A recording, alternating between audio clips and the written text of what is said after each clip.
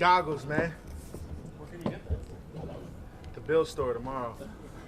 I'll be there at 3 o'clock selling these Johns. There's only 100 that I'm going to start with, but. Are they numbered? You know, I should number them, right? Yeah. For the first 100? Yeah. But no, they're not. Is that for Brett the Hitman Hart? Because of the color? Yeah. You know, we could say that. But no. Brett has no affiliation to these. These are what you call snowman goggles, man. For me, when I put this hat on, I go into full character. Ready? Boom. See that? All right, guys. Let's have some fun. It's Ravens week. What you got? What you got? Who's first? Who's first? Dion, when did the obsession with the goggles start? The obsession? Yeah, or the enjoyment of wearing them, whatever you want to call it. Yeah, when I put the goggles on during the game, I think it was the Patriots game.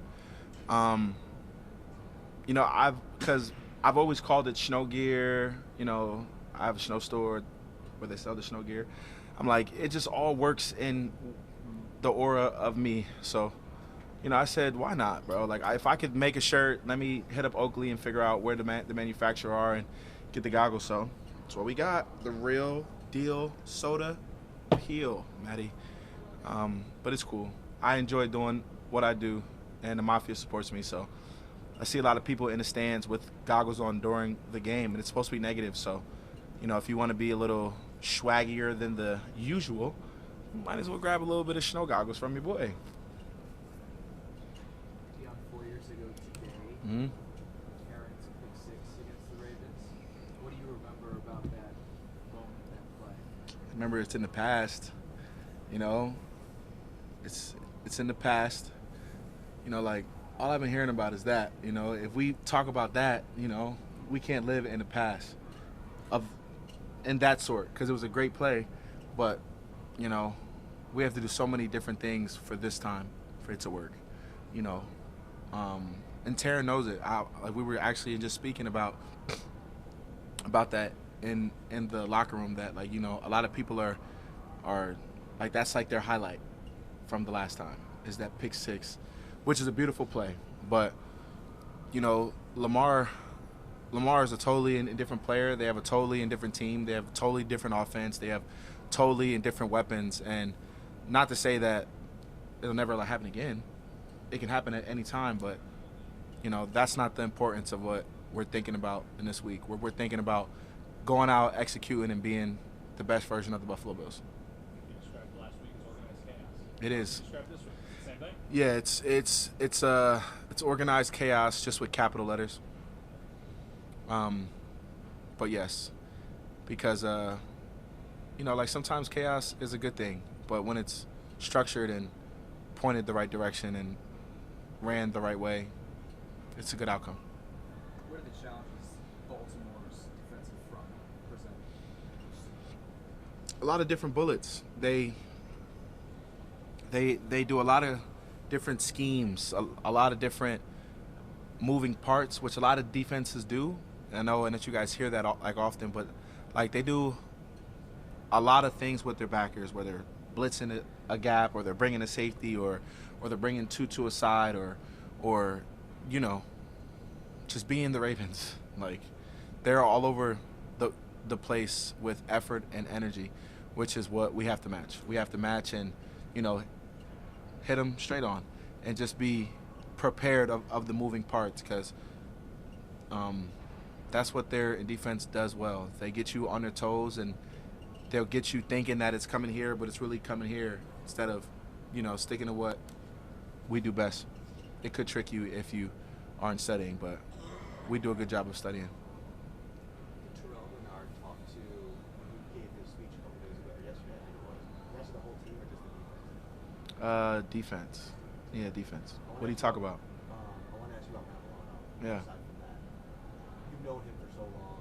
I know he plays on the other side of the ball, but personally, have you noticed the last couple of weeks the old Matt Milano kind of really content? Yeah. You know, Milano had a serious injury, and every week that he's present, every week that he's on the field, you're going to start to see him become more of his true original self. That's the nature of being human. Like, you become not a rookie again, but you become kind of baby deer-legged. And then as you start to walk and you start to practice, then you become into that big buck. So it's Milano is Lano. Like, he's in the weight room, he's here all day, he's doing extra treatment, he's doing extra things, and he's building his confidence. So yes, I've seen Milano get back into his groove. You are correct. I have been with Milano for 8 years. You know, like, we came in together. That was my roommate when we lived in the Armored Heights. Like, day one together, it was with Lano, and I see him, and he's becoming more and more of, you know, all-pro Lano every day. That he's, you know, out here playing and practicing and getting back to his ones and twos. What about seeing Trey? Trey, yeah, I can't wait to see Trey, man. I can't wait to see Trey and hear his voice, man. You know, I'll be happy to see him. I know that he'll be happy to see us too. And all love and respect for the bro. Good dude, good family, great kids. Trey White, you know, Trey White, Goalie Academy, you know, it's here forever. How have you seen Josh change as a leader this season? More, Josh is more vocal, but he's staying in his means. Like he's not gonna say, everybody listen up. Like, that's not Josh, but he's gonna be more vocal in the little jabs that need to be jabbed on. But Josh is Josh. Like, he's not drastically different. Like, he's not this different person. He's just, I would say, maybe more confident. Like, Josh is more confident with who he truly is. And, you know, that's the full around thing. You know, on the field, off the field, during a game. You know, Josh is. How would you describe the command that he has in the room when he takes it over? How do I? There's this presence when he is vocalizing things and guys are listening. Yeah. How would you describe that? Yeah, Josh is just like one of those guys that, you know, like, when he appears and when he's present, he draws attention. When he speaks, you have to listen no matter what, because of what he does on the football field. Like, he's shown it, he's done it, he's backed up what, like what he's spoke on. Like Josh goes out there and plays his heart out every game. He gets the O-line out of trouble. He puts receivers in good position. He gets the running backs the ball, and he just does everything he's supposed to. But his presence is, like, it's dominant, and he has, like, a dominant presence. And we all know, like, people that, you know, like, when they walk around, like, oh, like, yeah, that energy is it needs its respect. And he's just one of those guys that when he's present and when he's talking, you listen, and if he's there, you watch. Because if Josh started throwing the ball around now, everybody's heads will start turning, like, oh, look, Josh is, you know, he's just getting to his fundamentals. Yeah, he's locked, right? Like, that's just what it is. This time of year, just heading into a game like this, I'm sure different players react differently to it. Some probably get a little tighter, a little more nervous. Do you feel like it's more fun? Do you feel like it maybe makes you even looser? Is that possible? Do you see me right now? That's what I mean. I got goggles on at a press conference. I know. You That's what I asking me, do I feel more loose and free? I am free, my dog. I'm free, yes. Do you embrace how fun this is? Of course. I'm having the most fun in my life. And I am present in the time that we're in right now. I know what's going on. Like, this is history being written right now. And I know the moment that we're in.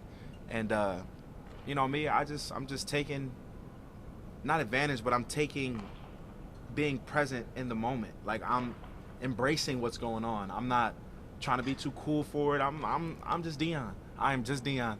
But yes, yeah, I am more comfortable. Of course, you have nerves because, you know, we're in elimination rounds. This is what football is. Like, this ain't, you know, the best of 5 games or the best of 4 games, the best of 3. No, this is elimination chamber. So it's thought of, but it's not harped on. Like, you have that in your head because that's the situation that is in front of us. But besides that, I'm free, calm, cool, and I am D-Dawk, and I'm gonna be myself. Dion, when you were talking about that Taryn pick six, you said that you remember that it's in the past. The Week 4 game was also in the past, although a little bit more recently. When you look at that game, What a you guys guy. almost have to put it to the side because of the way it played out and how different the teams are now? Or do you take a little bit from that game, remember how badly those guys beat you, and use that as even just 1% of extra motivation for this week? A loss is a loss, a win is a win. Of course, you learn from your losses and you learn from your wins. But during the duration of the football season, a lot of things have changed. And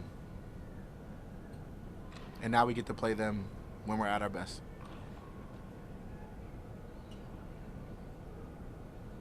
Cool. Thank you. Thank you, guys. How's your parental vision? Riff? Yeah, I can see you. Do something else to test it. Get down here. I can't see you there. I can't see you there. You have to move up a little bit. Yeah, I can see you. No, I can't see you a little more. This way. Yeah, I can see that.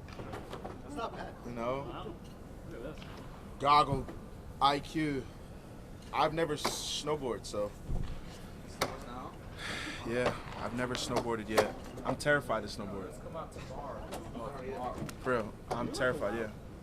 What? Like skiing or snowboarding? Oh, This man ripped races.